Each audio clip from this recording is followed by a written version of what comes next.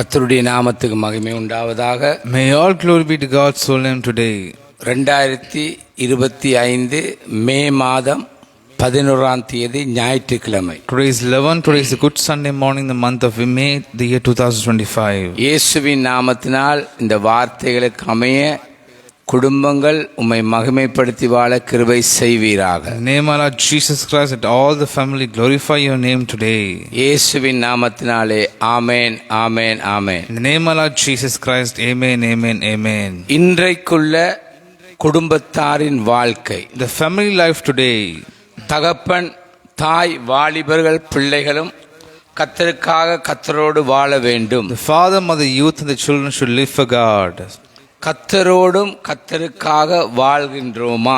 Should live with God. Do we live for God? முதலாவது குறிப்பு, As my first point, தகப்பன்மார்களே, fathers, 1 Samuel 2:29, the book of 1 Samuel chapter 2 verse 29. என் வாசஸ்தலத்திலே செலுத்தும்படி நான் கட்டளையிட்ட என் பலியையும் என் காணிக்கையையும் நீங்கள் உதைப்பானேன்.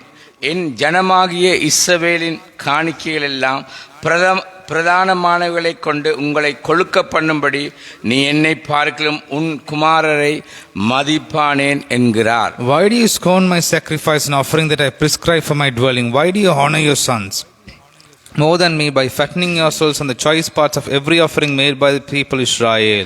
ஏலியானவன் குடும்பத்தை தேவ வார்த்தையில் நடத்துகின்ற வேலியாக இருக்க வேண்டியவன் தேவனுடைய எதிர்பார்ப்பின் நம்பிக்கைக்கு அபாத்திரனாகவும் வேதனையை சம்பாதிக்கிறவனாகவும் காணப்பட்டான். Eli became unworthy. He became as a man who brought pain. He who was expected to lead his family using the word of God.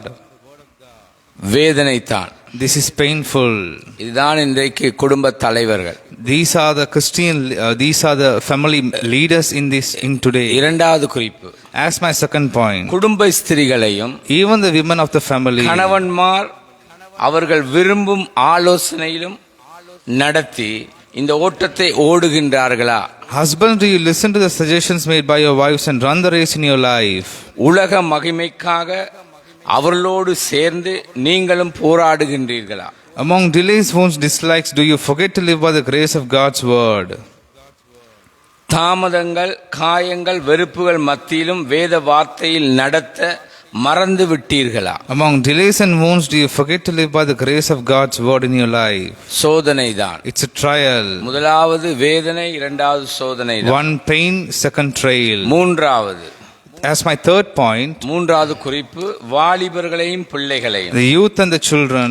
1 Samuel 2:12. The book of 1 Samuel chapter 2 verse 12. ஏலியின் குமாரர் பேலியாளின் மக்களாயிருந்தார்கள், அவர்கள் கர்த்தரை அறியவில்லை.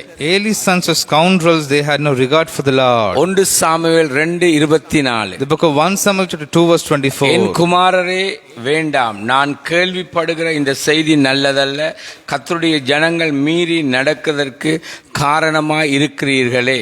No, my sons, the report I hear spreading among the Lord's people is not good. தேவ வார்த்தையின் பிள்ளைகளாக நடத்துகின்றீர்களா? Do you behave like the children of God's word? ஏலியின் பிள்ளைகள் பேலியாளின் பிள்ளைகளாக இருந்தார்கள். Eli's children were like the sons of Belial. கர்த்தரை அவர்கள் அறியாதவர்கள், பிள்ளைகளை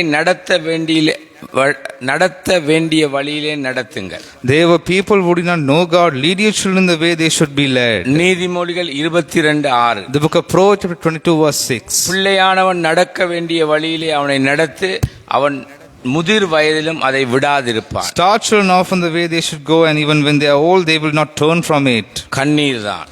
There will be tears. வேதமே உங்கள் குடும்பத்திற்கு அளவுகோலாக இருக்கட்டும். Let the Bible be a measuring stick, a yardstick. சங்கீதம் 119:1. The book of Psalms chapter 119 verse 1. கர்த்தருடைய வேதத்தின்படி நடக்கிற உத்தம மார்க்கத்தார் பாக்கியவான்கள். Blessed are those whose ways are blameless. கணவனா இருக்கலாம், மனைவியா இருக்கலாம், பிள்ளைகளாக இருக்கலாம். It can be வேதமே husbands. நமக்கு அளவுகோலாக It இருக்கு. can be husbands, wives or children. Let the Bible be a yardstick. இயேசுவின் நாமத்தினால் இந்த குடும்பங்கள் நீர் விரும்பும் வாழ்க்கை வாழ கிருபை In the செய்வீராக. name of Lord Jesus Christ, let all the families live a life that you. உம்மை மகிமைப்படுத்தி வாழ கிருபை செய்வீராக. Let them glorify your name. இயேசுவின் In the நாமத்தில். name of Lord Jesus Christ. Amen, amen. Amen, கர்த்தர் amen. தாமே உங்களை ஆசீர்வதிப்பார். May God bless you abundantly.